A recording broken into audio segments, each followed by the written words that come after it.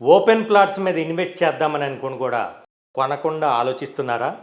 అయితే మీరు పప్పులో కాలేసినట్టే. అవును, మీరు వింటున్నది నిజం.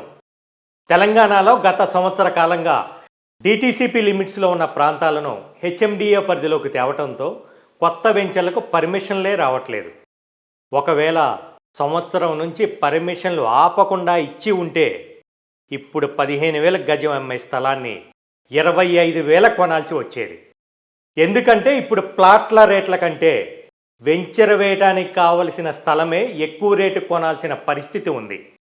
కొత్త పర్మిషన్లు రాకపోవడంతో ప్రతి కంపెనీ పాత వెంచర్లలోనే పాత రేట్లకే, అంటే సంవత్సరం 2 సంవత్సరాల క్రితం ఉన్న రేటుకే సేల్ చేయటం జరుగుతుంది.